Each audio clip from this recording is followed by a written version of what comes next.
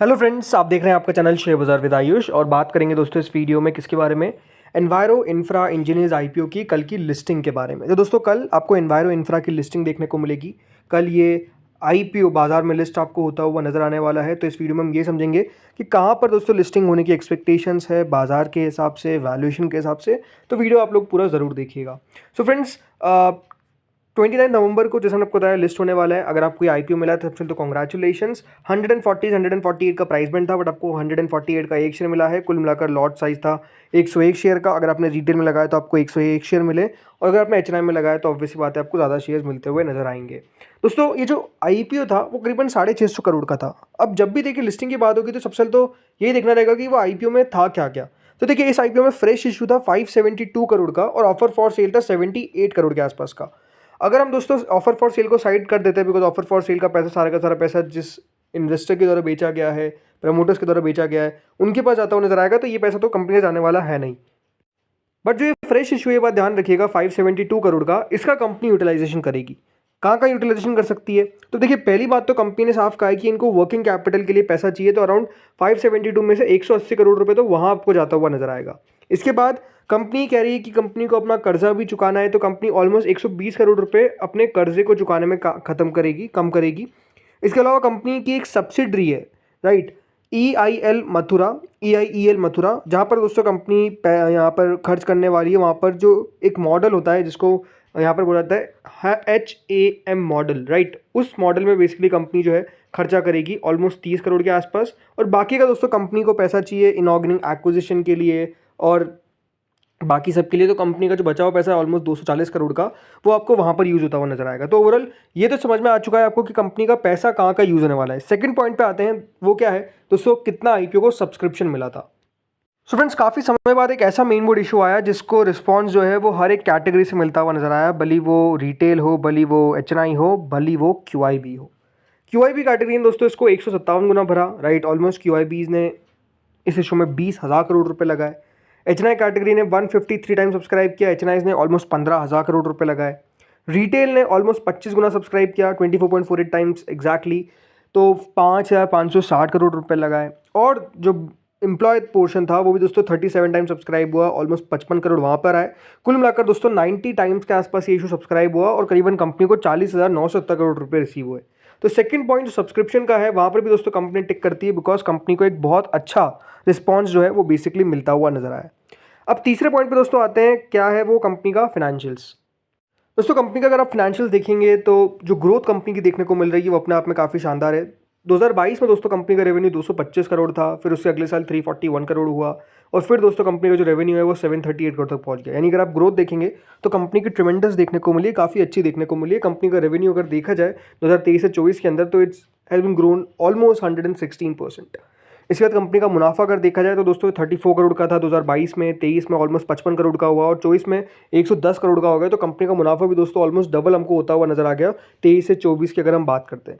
अभी कंपनी ने अपने फर्स्ट क्वार्टर के नंबर्स पेश करे, जिसमें कंपनी ने 207 करोड़ का रेवेन्यू रिपोर्ट किया, और प्रॉफिट जो ऑलमोस्ट था कंपनी का वो 30 करोड़ के आसपास का देखने को मिला। तो यहाँ पर भी अगर आप देखेंगे अच्छे नंबर्स कंपनी ने पेश करे। कंपनी के ऊपर दोस्तों ओवरऑल जो बोरिंग दिखने को मिलती है वो करीबन 305 करोड़ की है as of first quarter, right. तो कंपनी के ऊपर बोरिंग भी ऐसा नहीं कि बहुत ज़्यादा है, इसलिए जो कंपनी के रिटर्न रेशियोज है, राइट, वो काफ़ी अच्छे दिखते हैं, जिसमें return on equity 51.68%, return on capital employed 32.34%, debt to equity 1 के नीचे है, रिटर्न ऑन नेटवर्थ काफ़ी बढ़िया है, कंपनी का मार्जिन ऑलमोस्ट 15% के आसपास का आपको देखने को मिल जाता है। तो कंपनी की इस तरीके से दोस्तों अगर आप यहाँ पर नंबर्स देखेंगे तो काफ़ी बढ़िया आपको नंबर्स देखने को मिलेगी। देखिए कंपनी नो डाउट काफ़ी स्ट्रॉन्ग अपने जो काम करती है, राइट। कंपनी का काम क्या है, WWTPs का मतलब वेस्ट एंड वाटर ट्रीटमेंट जो प्लांट्स होते हैं, इस पे कंपनी का काम करता है, वाटर एंड वेस्ट वाटर, ठीक है। इसके अलावा कंपनी का काम है आपको STPs का देखने को मिल जाता है, जो सीवेज ट्रीटमेंट प्लांट्स होते हैं, sewerage schemes, common effluent treatment plan जिसको CTPs बोलते हैं, और WWSPs water supply scheme projects में भी दोस्तों कंपनी जो है वो काम करती है। तो जिस तरीके से कंपनी लगातार काम कर रही है, कंपनी का ऑर्डर बुक भी अगर आप नोटिस करेंगे तो वो मोर देन 1900 करोड़ की हमको नज़र आ जाती है, और ये बिल्कुल मान जा सकता है कि कंपनी के पास काफ़ी बढ़िया यहाँ पर काम अभी देखने को मिल रहा है। ये जो कंपनी की ऑर्डर बुक है वो आप खुद समझ सकते हैं कि अगर कंपनी का ऑर्डर बुक है ऑलमोस्ट 1900 करोड़ के आसपास की, ये सब आपको दिख जाएगा कंपनी के आरएसपी में। बट मैं भी देखिए वो एक्जैक्ट नहीं खोल रहा हूँ, लेकिन ओवरऑल आपको बता रहा हूँ कि कंपनी के ऑर्डर बुक है 1900 करोड़ के आसपास की। कंपनी का रेवेन्यू आप देखिए 2024 के अंदर 700 करोड़ के आसपास का है। तो कंपनी का रेवेन्यू कितना आने वाला है, क्योंकि कंपनी ने कहा है कि ऑर्डर बुक में बहुत ऐसा पोर्शन है जो कंपनी काम अगले 1 से 2 साल के अंदर कंप्लीट करती हुई नजर आएगी। तो इससे रेवेन्यू विजिबिलिटी जो है वो ज़्यादातर आप देखेंगे तो क्लियर दिखेगी, राइट। ये सबसे अच्छी बात है। सो ओवरऑल अगर आप मुझसे पूछेंगे कंपनी के बारे में, तो आई डोंट थिंक कि कंपनी के अंदर कोई ऐसा नेगेटिव चीज़ें जो है वो आपको देखने को मिलेगी।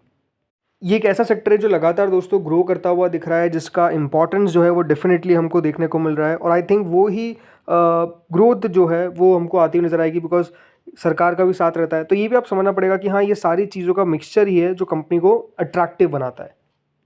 अब आते हैं दोस्तों वैल्यूएशंस पे। तो देखिए कंपनी अपना आईपीओ लेकर आई है at a price to earning of almost 18.32, right.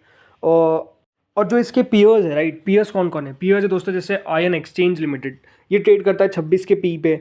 Then वाटेक वबाक ट्रेड करता है ऑलमोस्ट दोस्तों यहाँ पर at a P of 38.68। Vishnu Prakash R Pung trade करता है at a P of 44। And आखिरी EMS limited trade at a P of almost 25.31। So overall अगर आप कंपनी के फाइनेंशियल्स देखेंगे और कंपनी के वैल्यूएशंस देखेंगे तो ऐसा नहीं है कि कंपनी ने मन चाही प्राइस रखी है, मन चाही पी रखी है, ऐसा नहीं है। वैल्यूएशंस अगर देखा जाए तो कंपनी ने सबसे बड़ी बात क्या है कि जगह छोड़ी है।